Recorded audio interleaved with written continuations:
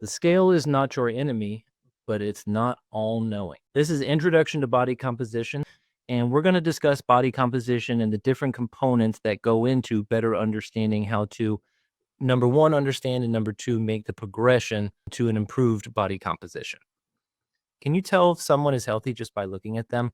So, taking a look at somebody's height, somebody's weight, somebody's skeletal muscle mass, being able to understand how healthy a person is can be so much more in depth when it comes to body composition. So ultimately, the learning objectives that we're going to focus in on throughout this presentation, number one is going to be identify the limitations of body mass index for measuring body composition, the pros and cons of understanding what your BMI is and how to utilize that to better understand moving forward. Number two, identify the main elements of body composition and what it means for health. And number three, understand the importance of body fat percentage and skeletal muscle mass for long-term health. When assessing someone's health status, we often check the relation between their body weight and height. This measurement is known as body mass index. So you can see on the chart, there are various sections that are different colored that are going to go from progressively lower BMIs, which is going to be in the blue section, all the way up to the slightly pinker section on the far right-hand side. The taller an individual goes and the lighter they are, the smaller the BMI is. The only way to really decrease your BMI is either grow taller or lose weight. The only way to increase your BMI is to grow shorter or gain weight. So this is a example of various different body mass index body types that we're going to see. So a normal body mass index is going to be considered anything between 18.5 to 24.5. Underweight is anything under 18. Overweight is anything between 25 and 30. Severe obesity, 35 to 39.5. And morbid and super obesity above 39.5.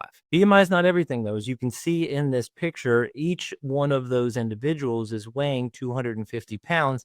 They have a similar BMI because they're the same height and same weight, although their body composition very obviously is different. One is significantly more muscular in comparison to the other, which has significantly more body fat. More informative metrics are needed to understand your health status beyond just a ratio of their body weight and height. So that's ultimately the quantitative value that goes into your body composition. Understanding the number that's on the scale versus how tall you are, that's going to be an indicator of your BMI. We might need to go into a little bit more detail of the body composition, which is a term used to describe the percentages of fat, bone, and muscle in a human body. The body fat percentage is very helpful in assessing health. Understanding your personal body composition can help you understand the health impacts, positive or negative, each element is having on your health. So understanding as a progressive standpoint over time, being able to increase your skeletal muscle mass and decrease your body fat mass, that's going to be the qualitative component in improving your metabolic health over time. Body composition versus BMI. A case in which BMI and body composition intuitively align is someone with excess fat mass. This is the classic overweight or obese patient. Their BMI and body composition would both alert to health risks. However, we can also imagine a professional athlete with low fat mass and an increased muscle mass. Their BMI would be classified as overweight or obese, but their body composition would show good health. So that's going to be the qualitative component that's going to make up an individual's body composition.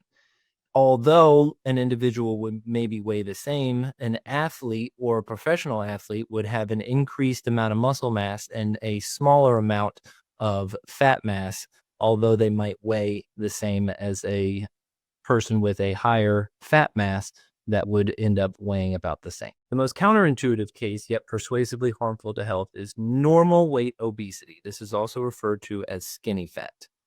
These individuals do not look overweight and do not present with an abnormal BMI nor excess body weight. However, their body composition shows risk because their body fat percentage is significantly elevated. So looking at it as a relationship compared to the rest of their demographic, they would have a higher than normal body fat mass and a lower than normal skeletal muscle mass from a total amount of body fat versus skeletal muscle mass. Individuals with normal body weight by BMI but a high body fat percentage show a high degree of metabolic dysregulation.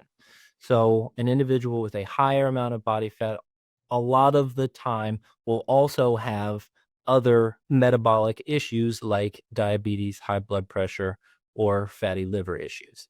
This phenomenon is associated with significantly higher risk of developing metabolic syndrome, cardiometabolic dysfunction, and higher mortality. Mortality risks: coronary artery disease patients with normal BMI and central obesity have the highest mortality risk as compared to other adiposity patterns. So, what this is looking at is, although an individual might be considered a normal weight, their distribution of skeletal muscle mass versus body fat, they have a significantly higher amount of body fat as a percentage in comparison to the amount of skeletal muscle mass that they have, which runs a higher risk for things like metabolic syndrome and coronary disease. Those with an elevated percentage of body fat are at an increased risk for developing cardiometabolic disease despite having a normal BMI.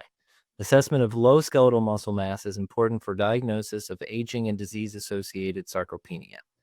What we need to understand here is, although the scale might be considered normal for an individual, being able to make better decisions from a body composition perspective, increasing your protein, making sure that we're limiting our processed carbohydrates, hopefully that is going to be able to adjust the qualitative components of your body composition by increasing your skeletal muscle mass and decreasing your body fat mass. To identify and solve potential body composition issues, the first step is both logical and simple.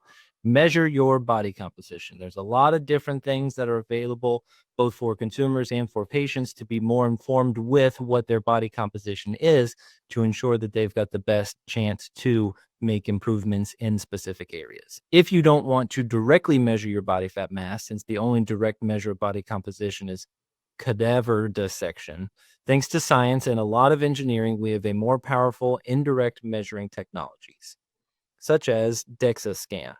This is the gold standard. They also have various other things that you can utilize to be able to really identify exact amounts of skeletal muscle mass versus body fat, and making sure that you become more informed with where your body composition is starting from. Another basic tool is going to be skin fold calipers. These are great ways to understand from specific areas on the body how much a individual has body fat. However, these calipers are subject to the instructor's accuracy. One more measurement is going to be waist to hip ratio. So this is a progressive standpoint understanding and measurement of an individual's waist and hips, either in inches or centimeters. And then they make changes in their lifestyle choices. And then we measure their waist and their hips again over time to be able to understand how the individual's body composition has changed over time. At PartnerMD, we utilize a tool called an in-body, and this is a bioelectrical impedance. This is a great, very informative tool that provides you with various components of your body composition, primarily utilizing your total body water as an indicator for your skeletal muscle mass. The body composition analyzer or bioelectrical impedance uses your total body water as a conductor for electricity, and this is a great, less invasive approach available at most PartnerMD offices to ensure that an individual can become more informed with their current body composition and understand the changes and progression over time. Some recommendations on being able to understand your body composition.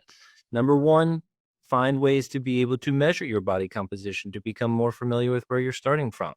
At PartnerMD, we have these in-body so you can come in and get your measurements taken care of and you can understand where you're starting from.